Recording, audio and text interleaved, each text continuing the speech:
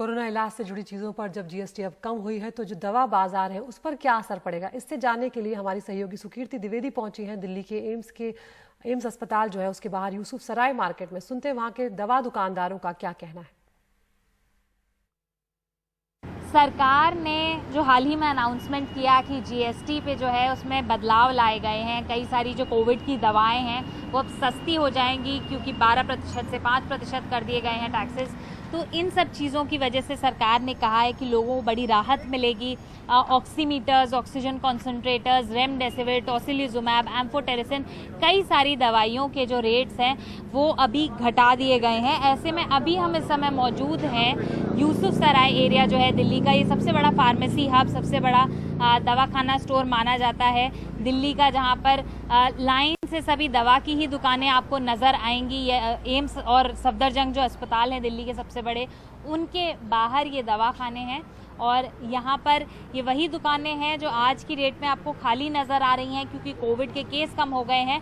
पर अब से कुछ महीने पहले, जब अप्रैल के आखिरी हफ्तों की बात करें, मई के शुरुआती दौर की बात करें, तो इन्हीं दुकानों के बाहर लंबी लाइनें लगी रहती थी। लोग एम्फोटेरिसिन, रेमडेसिविर जैसी दवाइयों के लिए लाइन में लगे रहते थे। ऐसे में हम यहाँ पे इन जो फार्मासिस्ट हैं यहाँ पर, उनसे जानना चाहेंगे कि स्थिति कितनी बदली है इस तरह के अनाउंसमेंट से, किस तरह का सुधार आएगा। सर, अपना नाम बताएं सबसे पहले। मेरा नाम राजेश कुमार है। राजेश, ये बताइए, ये सरकार ने जो अनाउंसमेंट किया है जीएसटी को लेकर के, तो जनता में कई लोग कह रहे हैं कि दाम कम हो गए, अच्छी बात है, पर सप्लाई को लेकर के बहुत डर है लोगों में क्योंकि उन्होंने वो सबसे बुरा दौर देखा है अप्रैल के आखिरी में जो था, जब कोई दवाई नहीं मिलती थी। तो ऐसे में फिलहाल क्या स्थिति सुधरी है अगर कोविड की दवाइयों की अवेलेबिलिटी वगैरह की बात की जाए तो? देखा जाए, देखिए मैडम, कोविड की मेडिसिन ना पहले कभी शॉर्ट हुई थी ना अब शॉर्ट हुई है। प्रॉब्लम कभी सप्लाई में हुई ही नहीं, ठीक है ना। अब थोड़ा सा ब्लैक फंगस आ गया, उसमें इंजेक्शन था एम्फोटेरिसिन भी, उसकी थोड़ी जरूर सप्लाई थोड़ी शॉर्ट हो गई थी, लेकिन वो भी धीरे धीरे नॉर्मल हो रही है। ऐसा कुछ नहीं है कि सब काम हो रहा है, धीरे धीरे ही होगा जो भी है। और गवर्नमेंट ने अगर रेट्स कम किए हैं तो रेट्स कम में ही बिकेगा, वैसे कोई बात नहीं है। सर, कई यहाँ पे फार्मासिस्ट हैं जो ये भी कहते हैं कि सप्लाई को लेकर दिक्कतें इसलिए भी होती थी क्योंकि बहुत से लोग अपने घर पे होर्डिंग करने लग गए थे कई दवाइयों की।